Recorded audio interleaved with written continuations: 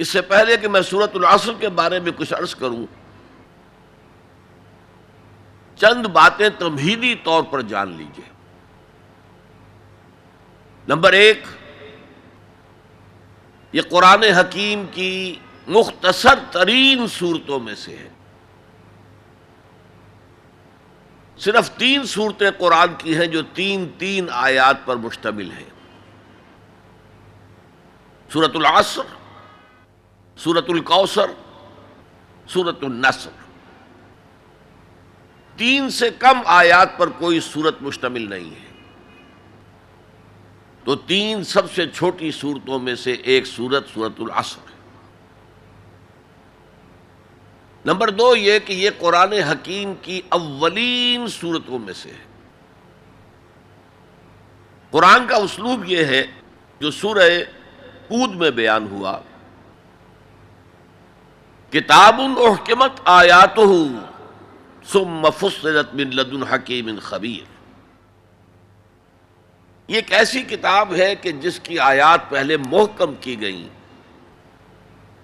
اور پھر ان کی تفصیل بیان کی گئی اس ذات کی طرف سے جو حکیم اور خبیر ہے۔ ابتدا میں قرآن مجید کی چھوٹی چھوٹی صورتیں، لیکن یہ چھوٹی چھوٹی صورتیں مضامین کے اعتبار سے، حکمت کے اعتبار سے، ہدایت کے اعتبار سے اس محاورے کے مانند ہے کہ دریا کو یا سمندر کو کوزے میں بند کر دیا جائے۔ تیسری بات یہ کہ یہ قرآن حکیم کی جامع ترین صورت ہے۔ میرے انداز بیان کو پہچانیے، پہلے میں نے کہا یہ قرآن مجید کی مختصر ترین صورتوں میں سے ایک ہے،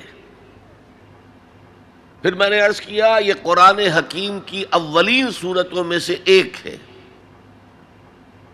اور اب میں کہہ رہا ہوں یہ قرآن حکیم کی جامع ترین صورت ہے۔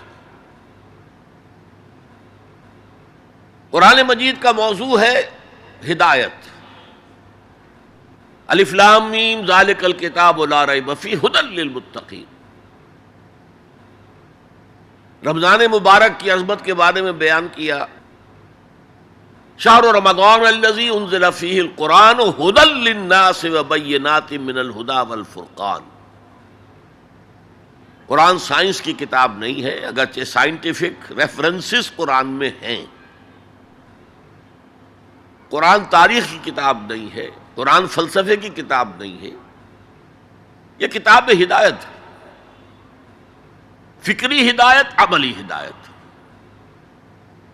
اور وہ ہدایت جو ہے اس سورہ مبارکہ میں مختصر ترین الفاظ کے اندر سمو دی گئی۔ چنانچہ میں یہاں آپ کو امام شافعی رحمۃ اللہ علیہ کے 2 قول سنانا چاہتا ہوں جو اس سورہ مبارکہ کے بارے میں ہے۔ آپ نے فرمایا لو تدبر الناس هذه السورہ لوسعتهم۔ اگر لوگ صرف اس ایک سورت پر تدبر کریں، غور کریں، سوچیں، فکر کریں تو یہ ان کی ہدایت کے لیے کافی ہو جائے۔ اس سے بھی زیادہ بڑا قول جو مفتی محمد عبدہ نے اپنی تفسیر پارہ عم میں بیان کیا ہے، لو لم ينزل من القرآن سواها لکفت الناس۔ اگر قرآن میں سوائے اس ایک سورت کے اور کچھ نازل نہ ہوتا تب بھی لوگوں کی ہدایت کے لیے کافی تھی۔ اسی جامعیت کی بنا پر صحابہ کرام کا ایک طرز عمل امام رازی نے لکھا ہے، کان الرجلان من اصحاب النبی صلی اللہ علیہ وسلم اذا التقیا لم يتفرقا حتى يقرأ احدهما على الاخر سورة العصر ثم يسلم احدهما على الاخر۔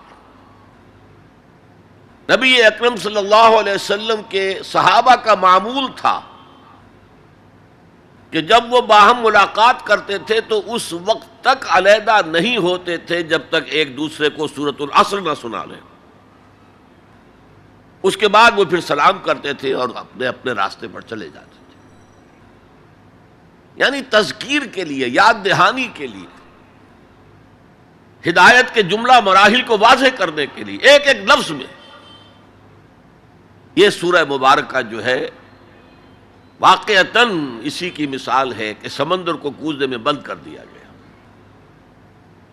ایک اعتبار سے یوں بھی کہا جا سکتا ہے کہ یہ قرآن حکیم کے مضامین کا انڈیکس ہے۔